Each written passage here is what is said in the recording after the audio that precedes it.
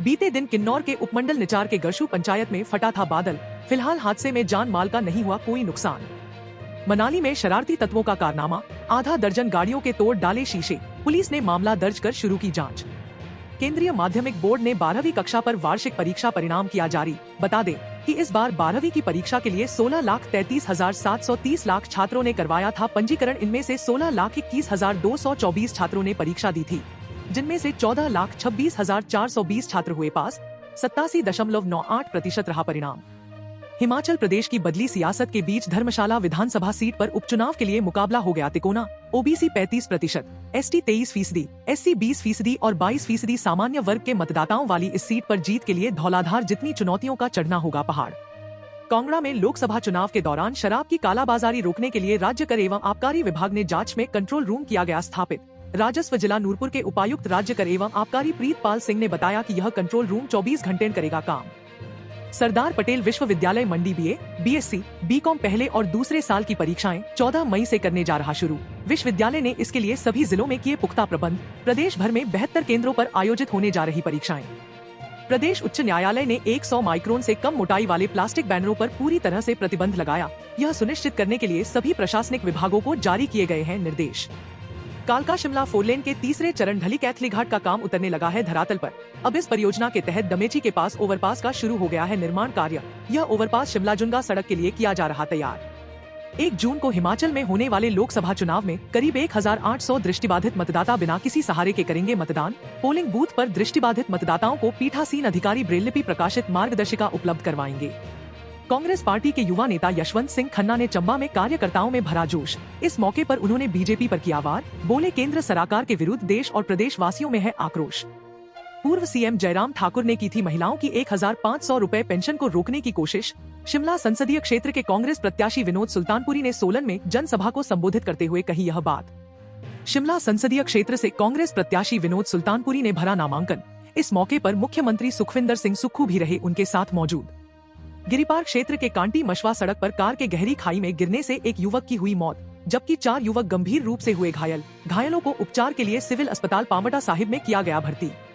EVM मशीनों के साथ छेड़छाड़ करती है बीजेपी, इसलिए अपनी जीत को लेकर है आश्वस्त। सोलन में स्वास्थ्य मंत्री धनीराम शांडिल ने मीडिया से रूबरू होते हुए लगाए यह आरोप।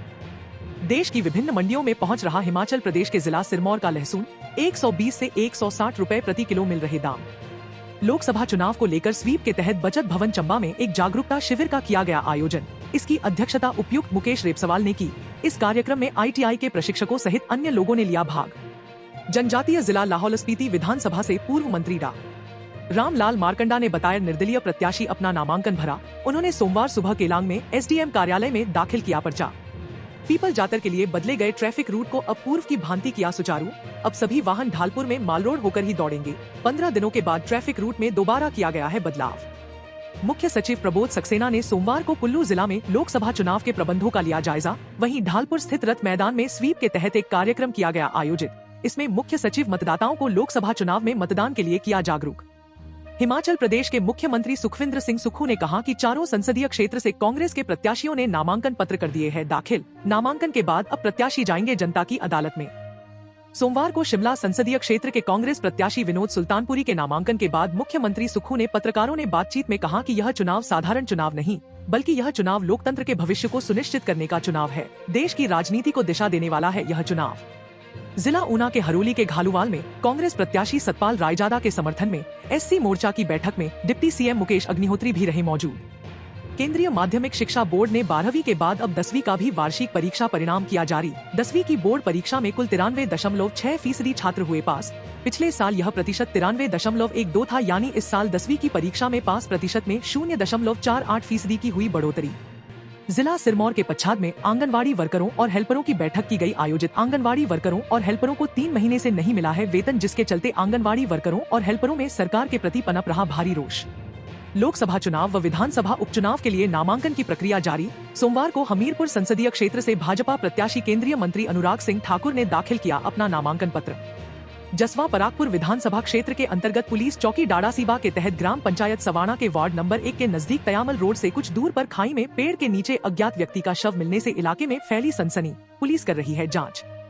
देश के संविधान और लोकतंत्र को बचाने की अपनी प्रतिबद्धता के चलते केंद्र में वैकल्पिक सरकार के गठन के लिए इंडिया गठबंधन के एक घटक के तौर पर सीपीआईएम की मंडी जिला कमेटी ने कांग्रेस की तरफ से उतारे गए इंडिया गठबंधन के संयुक्त प्रत्याशी विक्रमादित्य सिंह के पक्ष में चुनाव प्रचार करने का लिया है फैसला।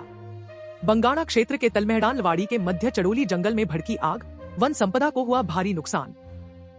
पाइए अपने बच्चों के लिए कम फीस में ज्यादा सुविधाएं। पैराडाइज पब्लिक स्कूल गुटकर मंडी हिमाचल प्रदेश।